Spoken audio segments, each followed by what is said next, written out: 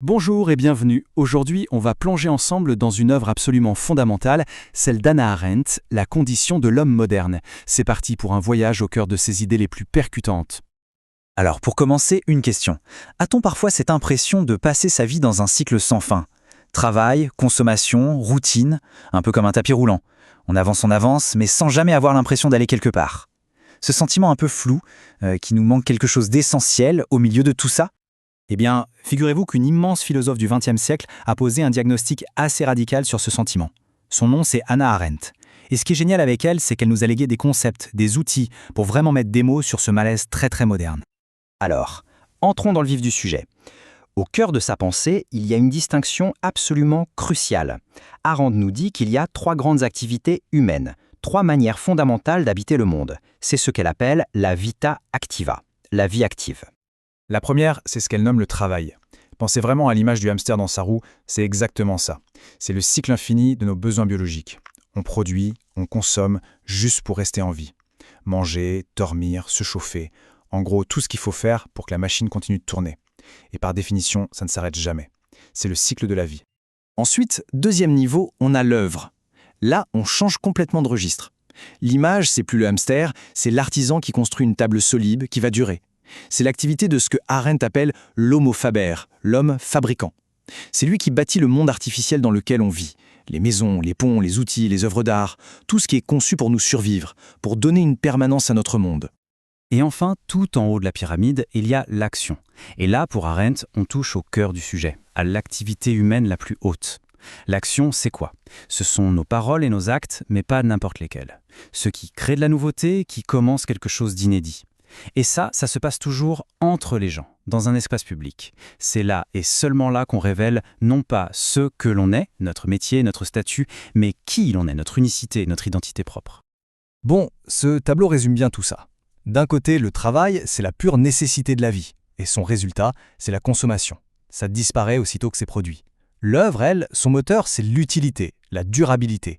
Son but, c'est de bâtir un monde de choses qui restent. Et enfin, l'action, son principe, c'est la pluralité, le fait d'être ensemble et la liberté. Et qu'est-ce qu'elle produit? Des récits, des histoires, des relations humaines. C'est ça le point essentiel à retenir. Ok, maintenant qu'on a posé ces bases, on arrive au diagnostic d'Arendt. Parce que ce qui est vraiment fascinant, c'est son analyse historique. Pour elle, l'époque moderne a fait quelque chose de radical. Elle a mis cette hiérarchie sens dessus dessous. Si on remonte dans le temps, par exemple chez les Grecs anciens, les choses étaient claires. Il y avait la sphère publique, la police, qui était le lieu de l'action, de la politique, de la parole libre entre citoyens. Et puis il y avait la sphère privée, la maison, où l'on s'occupait des nécessités de la vie, du travail. Les deux étaient bien séparés. Mais voilà, avec l'arrivée de la modernité, tout explose. Une troisième sphère apparaît, une sorte de monstre qui va tout dévorer sur son passage. C'est ce qu'Arendt nomme le social. C'est quoi le social? C'est le domaine de l'économie, de l'administration, de la gestion des grandes populations. Et ce social a complètement brouillé les frontières entre le public et le privé. Résultat, l'espace pour la véritable action, la politique au sens noble, s'est réduit comme une peau de chagrin. Et là, la nuance est énorme. Dans le social, on n'agit plus, on se comporte. L'action, c'est unique, c'est imprévisible. Le comportement, c'est statistique, c'est prévisible, c'est conforme à la norme. La société moderne ne nous demande pas d'être des acteurs uniques, elle attend de nous des comportements attendus. L'objectif, ce n'est plus de savoir qui est quelqu'un, mais de gérer efficacement des masses en anticipant leur comportement. Arendt le dit elle-même avec une force incroyable. La grande victoire de la société moderne, c'est d'avoir remplacé l'action par le comportement. Le comportement social est devenu la règle du jeu dans tous les domaines de notre existence. Et ça tend à nous rendre tous un peu pareils, à nous lisser. Et les conséquences de tout ça, eh bien, elles sont partout, et elles nous ramènent directement à notre sentiment de départ, celui du tapis roulant. La politique, elle devient de la simple gestion, de l'administration des choses.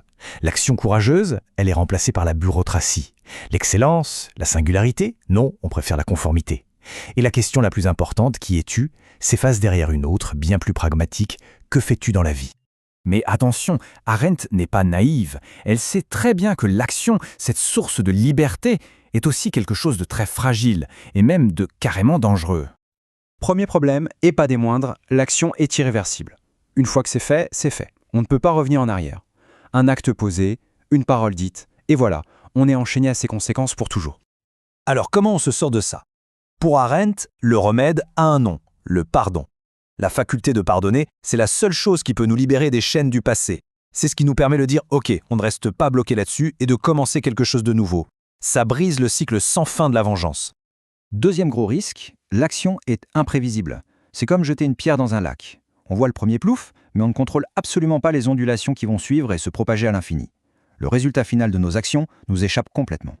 Et là aussi, il y a un remède, la promesse. Le fait de pouvoir faire une promesse et de la tenir, c'est ce qui crée des petites îles de certitude au milieu d'un océan d'incertitude. C'est la base de la confiance, ce qui nous permet de construire un futur ensemble. Tout ça nous amène au point final, et c'est sans doute le concept le plus beau, le plus porteur d'espoir de toute la pensée d'Arendt. C'est là qu'elle ancre la source même de notre liberté. Ce concept, c'est la natalité. C'est une idée d'une poésie folle. Pour Arendt, le vrai miracle qui empêche le monde de sombrer, ce n'est rien d'autre que la naissance. Le fait que, sans cesse, de nouveaux êtres uniques arrivent au monde. Chaque naissance, c'est l'irruption d'un commencement absolu, la possibilité que quelque chose de complètement inédit se produise. Notre capacité à agir, à commencer quelque chose, elle vient de là. Elle est directement liée au fait que nous sommes nous-mêmes nés. En naissant, nous sommes un commencement. Chacun d'entre nous porte en lui cette puissance incroyable de l'initiative. Et ce n'est pas pour rien qu'Arendt termine la préface de son livre par cette phrase, toute simple mais si profonde. Un enfant nous est né. Tout est là. Tout l'espoir d'un monde qui ne soit pas juste une grande machine administrative, toute sa capacité à se réinventer, repose sur cet événement si banal et pourtant si miraculeux, une naissance. Alors, on va se quitter sur cette question qui résonne particulièrement aujourd'hui. Dans un monde qui valorise tellement le comportement prévisible, la norme, l'efficacité, où est-ce qu'on peut bien trouver le courage d'agir ? Comment faire de la place pour cette puissance de commencement que chaque nouvelle personne amène avec elle ? La question, bien sûr, reste entièrement ouverte.